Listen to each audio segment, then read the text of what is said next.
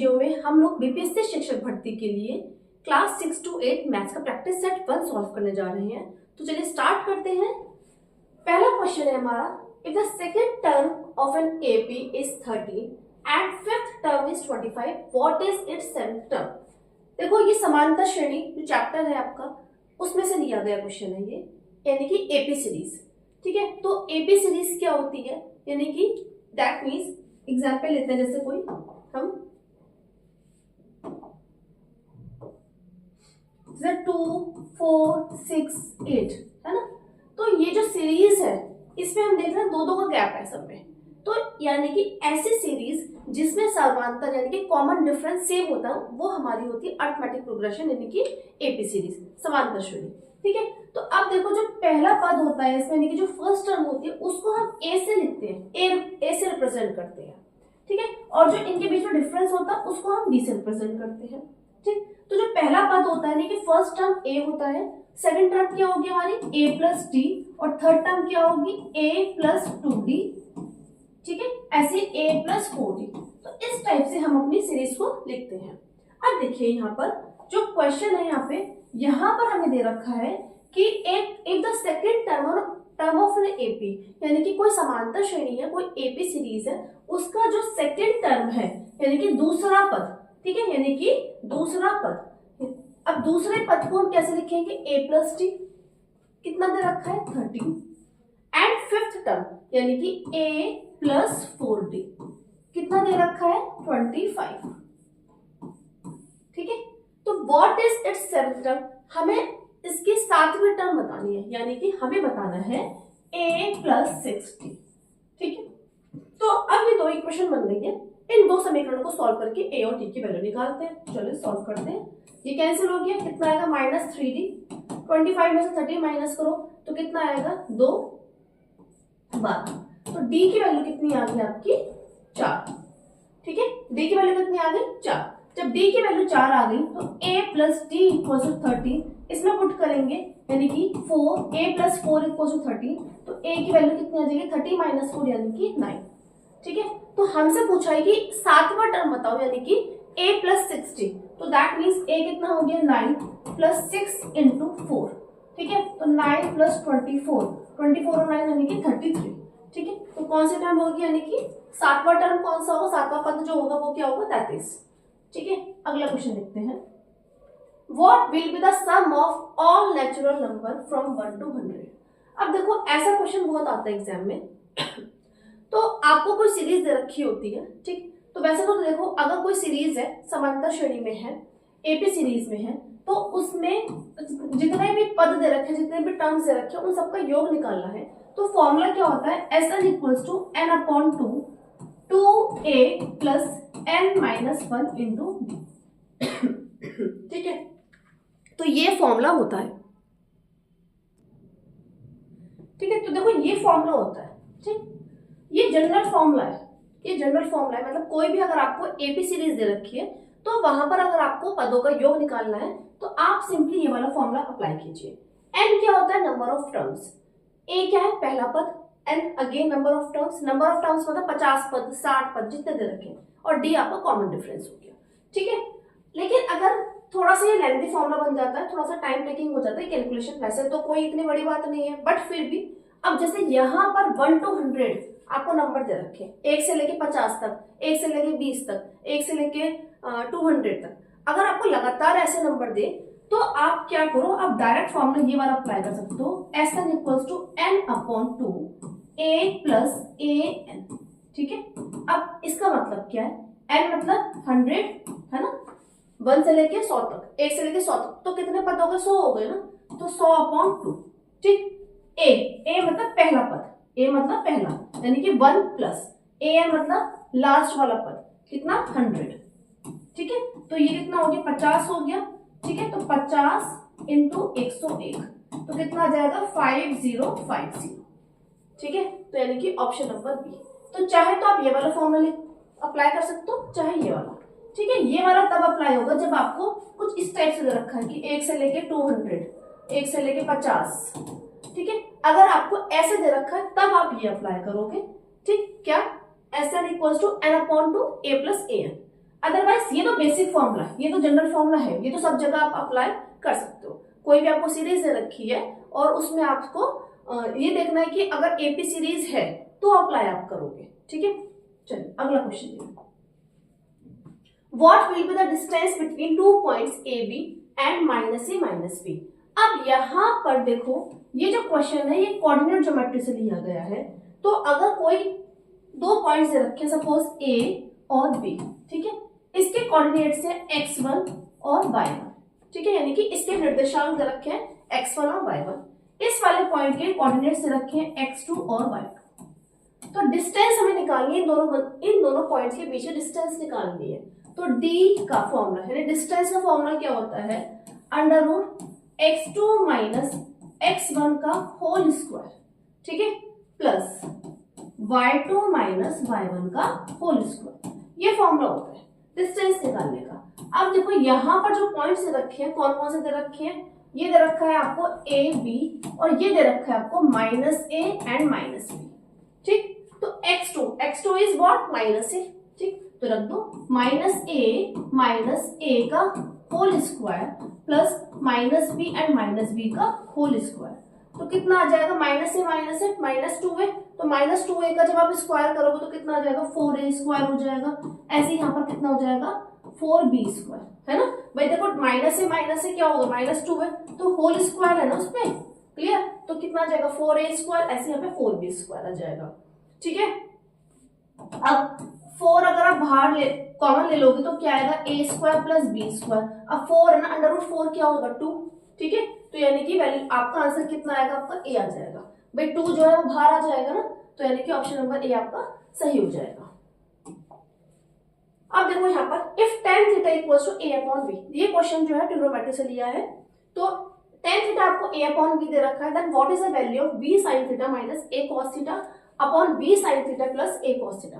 देखो b sin theta minus a cos theta और upon b sin theta plus a cos theta, इसकी value आपसे पूछी है, ठीक है। tan theta equals to a upon b आपको दे रखा है यहाँ पर। अब देखो यहाँ पर मुझे tan पता है, तो आप क्या करो, यहाँ पर मैं यहाँ पर ऊपर भी और नीचे भी न्यूमरेटर और डिनोमिनेटर में दोनों में cos से डिवाइड कर दूं। जब cos से डिवाइड करूंगी तो क्या होगा, ये sin theta upon cos theta हो गया minus a cos theta upon cos theta वो कैंसिल हो गया, तो इसको लिख दे माइनस a। ऐसे यहाँ पर b sin theta upon cos theta plus क्या हो गया, a हो गया। अब इसकी जगह पर हम क्या रख सकते हैं, a अपॉन b। ऐसे यहाँ पर क्या रख सकते हैं, a अपॉन b, है ना। तो यानी कि b into a upon b minus a, ऐसे यहाँ पर b a upon b plus a, ठीक है। b से b कैंसिल हो गया, ऐसे यहाँ पर a माइनस a और a प्लस a 2a, तो 0 अपॉन 2a कितना आ जाएगा, 0 आ जाएगा। यानी कि ऑप्शन नंबर डी आपका सही हो गया। अगला क्वेश्चन देखते हैं, what is the probability of getting a prime number when a dice is thrown once. यानी कि जब हम किसी पासे को हम डाइस को हम एक बार फेंकते हैं, तो आपसे यहाँ पे पूछा है कि प्राइम नंबर, ठीक है, जो प्राइम नंबर्स होते हैं यानी कि अभाज्य संख्या के आने की कितनी प्रायिकता, कितनी प्रोबेबिलिटी होगी। तो देखो प्रोबेबिलिटी हम कैसे निकालते हैं, प्रोबेबिलिटी निकालते हैं जो फेवरेबल आउटकम्स होते हैं यानी टोटल आउटकम्स, ठीक है, जो फेवरेबल आउटकम्स होते हैं वो और अपॉन टोटल आउटकम्स, ठीक है। ये आपके होते हैं फेवरेबल आउटकम्स, ठीक है, फेवरेबल आउटकम्स मतलब जितने हमारी जो संभावनाएं बन सकती हैं। जैसे कि अब सपोज जब मैंने डाइस फेंका तो प्राइम नंबर पहले तो कौन कौन से होंगे उसमें, 2, 1 प्राइम नंबर नहीं होता, 1 प्राइम नंबर नहीं होता।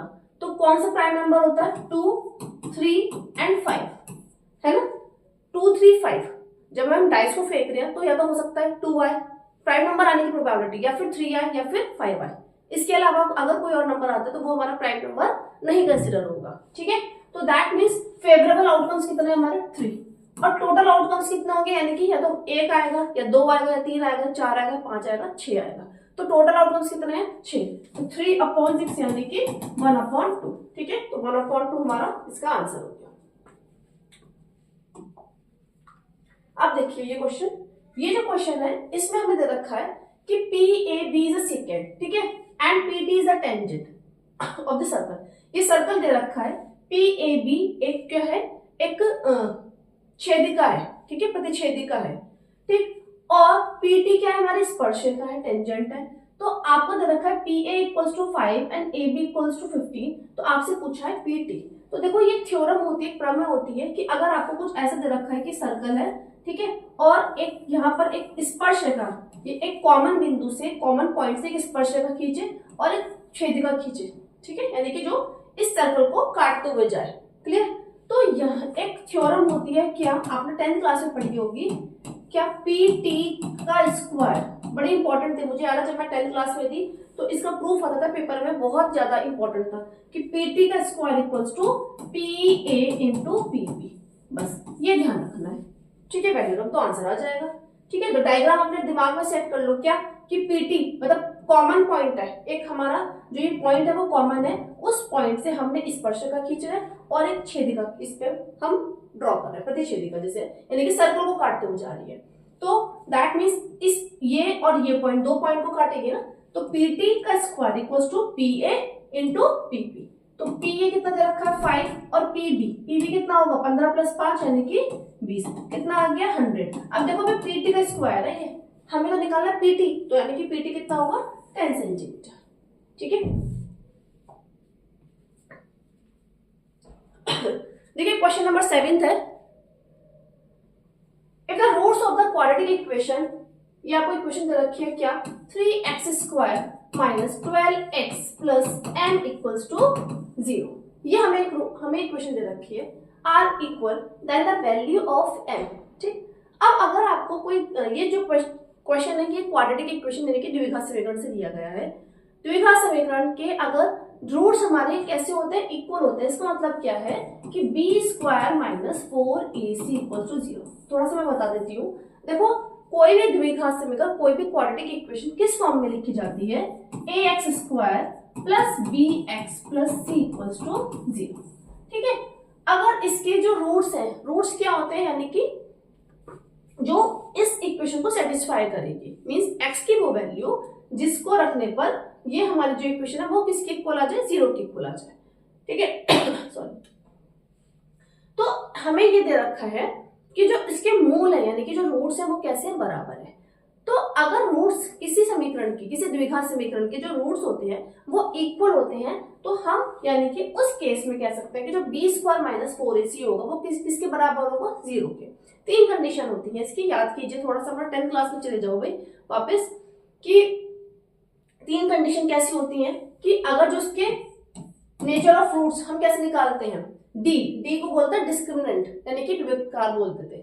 ठीक है, हिंदी में इसको बोलते हैं विविक्तकार, कुछ इस टाइप से लिखते हैं शायद। ठीक है, तो बी स्क्वायर माइनस 4ac अगर ये हमारा 0 से बड़ा आता है, 0 से बड़ा आता है, तब हम कहते हैं उस केस में कि जो उसके मूल है यानी कि रूट्स हैं वो कैसे होते हैं, हमारे रियल होते हैं, वास्तविक होते हैं और डिस्क्रीट अलग अलग होते हैं। अगर ये बी स्क्वायर माइनस 4ac की वैल्यू 0 के बराबर है, तब हम उस केस में कहेंगे रूट्स हमारे कैसे होंगे, रियल होंगे, वास्तविक होंगे और बराबर होंगे। और अगर ये 0 से छोटा है यानी कि नेगेटिव में है, तब हम उस केस में कहते हैं हमारे रूट्स कैसे होते हैं, इमेजिनरी होते हैं, यानी कि काल्पनिक होते हैं। ठीक है, अब यहाँ पर हमें दे रखा है कि जो रूट्स है वो कैसे हैं, हमारे बराबर है, ये गिवन है। इसका मतलब बी स्क्वायर माइनस 4ac को हम क्या 0 के इक्वल लेके चलेंगे। ठीक है, तो b की वैल्यू क्या है, कंपेयर करो, a is 3 and b is minus 12 and c is m। ठीक, तो बी स्क्वायर यानी कि माइनस के 12 का square minus 4 into 3 into m equals to 0, 0 के इक्वल लेके चलेंगे। तो माइनस 12 का स्क्वायर यानी कि 44, 4 के 12 माइनस, ठीक है, तो m की वैल्यू कितनी आ गई, मैं सॉल्व करके 12 आ जाएगी। ठीक है, ऑप्शन नंबर बी आपका सही है। नेक्स्ट क्वेश्चन देखते हैं, एचसीएफ दे रखा है भाई, यहाँ पर हमें एलसीएम फाइंड आउट करना है। दो वैल्यू दे रखी है, इसका मतलब क्या, दो वैल्यूज है, कौन कौन से, 99 एंड 153। ठीक है, तो एक फॉर्मूला होता है क्या कि a into B equals to HCF of A B into LCM of A B. मतलब आपको दो इंटीजर्स दे रखे हैं अगर, और उन दोनों का योग किसके इक्वल होगा, उन दोनों नंबर्स के एचसीएफ और एलसीएम के इक्वल होगा। अब यहाँ पर ये दो नंबर ये कौन कौन से हैं, 99 और 153। क्लियर हो गई बात। एचसीएफ कितना दे रखा है 9, एलसीएम निकालना, कितना आसान सा है ना। तो एलसीएम इक्वल्स टू 99 इंटू 153/9, तो 11 से काट दो भाई, ठीक है, मल्टीप्लाई कर लेना और इसका आंसर आ जाएगा आपका। मल्टीप्लाई करो 153 इंटू 11 कितना आ जाएगा, 5 3 3 5 1, यानी कि 1683, यानी कि ऑप्शन नंबर डी आपका सही हो गया। क्वेश्चन नंबर 9 देखते हैं। देखिए, if A, B and C are the vertices of the triangle ABC, then find the length of the median through the vertex A। ये आपको ट्रायंगल दे रखा है, ये ट्रायंगल दे रखा है, ठीक है। यहां पर A, ये जो पॉइंट है A 5 -1, B पॉइंट दे रखा है, इसके कोऑर्डिनेट्स -3 -2 एंड C के दे रखा है -1 और 8। मैं एक बार चेक कर लूं कि आपको विजिबल है या नहीं, ट्रायंगल क्लियर है ना, हाँ ठीक है। चलो अब देखो, ये हमें पॉइंट से रखी है, यहां पर हमें निकालना है क्या, length of the median through the vertex ए। पहले मीडियन देखते हैं क्या होता है। देखो ट्रायंगल है, कोई त्रिभुज है, ठीक है। मीडियन क्या होती है, माध्यिका, यानी कि माध्यिका। माध्यिका क्या होती है कि अगर मैंने इस शीर्ष से इस रेखा पर मुझे माध्यिका ड्रॉ करनी है, ठीक है, इसका मतलब क्या है कि ये जो डी पॉइंट है ना, ये जो डी पॉइंट है ये बीसी का क्या होगा, मिड पॉइंट होगा, ठीक है।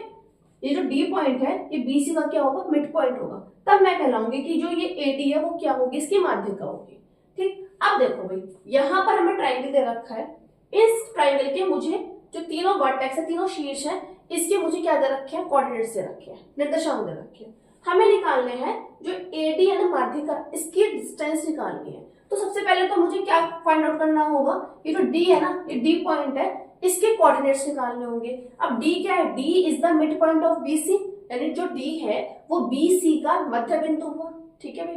अब मिड पॉइंट कैसे निकालते हैं, मिड पॉइंट निकालने का एक फॉर्मूला होता है क्या, मिड पॉइंट निकालने का फॉर्मूला क्या होता है, क्या कि x equals to x1 plus x2 upon 2 and y equals to y1 plus y2 upon 2, ठीक है। तो मान लेते हैं कि यहाँ पे जो डी पॉइंट है इसका मध्य बिंदु क्या है, x और y, ठीक है। ये जो डी पॉइंट है, जो BC है, ये इसका मिड पॉइंट क्या है d, और मान लीजिए कि जो d है इसके कोऑर्डिनेट्स क्या है हमारे x और y। तो x और y कैसे निकालेंगे, x1 plus x2 upon 2 and y कैसे निकालेंगे, y1 प्लस y2 अपॉन 2, ठीक है। तो x1 कितना दे रखा है, x1 इज -3, ठीक है, -3, फिर -1 हो जाएगा ना, x2 कितना है, देखो ये x1 हो गया, ये y1, ये x2 हो गया और ये y2 हो गया, ठीक। तो अपॉन 2 यानी कि -4 अपॉन 2 दैट इज -2, ठीक है। और ऐसे यहाँ पर y1 प्लस y2 निकाल लेंगे, -2 प्लस 8, -2 प्लस 8 अपॉन 2 यानी कि 6 अपॉन 2 दैट इज 3। तो x और y, x y के कोऑर्डिनेट्स मेरे कितना आ गए, -2 और 3। अब हम क्या करेंगे, इन दोनों के बीच की डिस्टेंस निकालेंगे, किस फॉर्मूले से, डिस्टेंस वाले फॉर्मूले से, ठीक है। तो डिस्टेंस वाले फॉर्मूले से डिस्टेंस निकालते हैं क्या, √x2 माइनस x1 का whole square plus y2 minus y1 का होल स्क्वायर, ठीक है। तो फटाफट से वैल्यू रख देते हैं। x2 क्या निकल कर आई मेरी, -2, देखो ये x1 ये y1, ये x2 ये y2, तो -2 माइनस 5 का होल स्क्वायर, तो -2 माइनस 5 कितना होगा, -7, तो -7 का स्क्वायर कितना हो जाएगा, 49। ऐसे y2 माइनस y3, तो 3 माइनस माइनस क्या हो जाएगा, प्लस हो जाएगा, तो 3 + 1 यानी कि 4 का स्क्वायर, ठीक है, यानी कि 16, ठीक। तो कितना आ जाएगा भाई, ये 16 आ गया, तो ये कितना आ जाएगा आपका √65 यूनिट्स, ठीक है, √65 यूनिट्स, ये आपका आंसर हो जाएगा, ठीक है भाई। लास्ट क्वेश्चन है आज का, find two numbers whose sum is 27 and product is 182। तो आपको दो नंबर्स बताने हैं जिनका सम, जिनका योग कितना है, 27 है, और उन दोनों का गुणनफल कितना है, 182 है। तो मान लेते हैं एक x हो गया, तो दूसरा कितना होगा, 27 माइनस x होगा, है ना, क्योंकि दोनों नंबर का जो सम है वो 27 दे रखा है, और प्रोडक्ट कितना दे रखा है, 182, यानी कि इन दोनों का जो प्रोडक्ट है मल्टीप्लाई करके कितना आएगा, 182। तो simply 27 into x minus x square equals to 182, ठीक है भाई। तो -x² plus 27x minus 182 equals to 0। हमने क्या बना ली, एक क्वाड्रेटिक इक्वेशन बना ली, ठीक है, द्विघात समीकरण बना ली। अब हम इसे क्या करेंगे, फैक्टर्स करेंगे, ठीक। तो अब इसको मैं ना, ये जो टर्म है, ठीक है, x² वाली टर्म, इसको हम हमेशा पॉजिटिव रखते हैं जब हम द्विघात समीकरण बनाते हैं। तो इसका मतलब मुझे पॉजिटिव बनाने के लिए क्या करना पड़ेगा, यहां से मैं माइनस बाहर ले लूं, ठीक है। तो x square minus 27x plus 182 equals to मेरा 0 हो जाएगा। अब क्या करें, जो मिड टर्म वाली होता है ना वाला मेथड याद करिए कि जो मिड टर्म होती है उसको स्प्लिट करते हैं, उस वाले मेथड से हम इसके फैक्टर्स करेंगे। तो पहले तो भाई 182 के फैक्टर्स करते हैं, 2 × 18, ठीक है, 13 सत्ते क्या, तो कितना आ जाएगा 13 × 14, ठीक है, 13 + 14, देखो इसको मैं लिख सकती हूँ क्या, 27 को लिख सकती हूँ 13 + 14 into x plus 182 equals to 0। तो x square minus 13x minus 14x plus 182 equals to 0।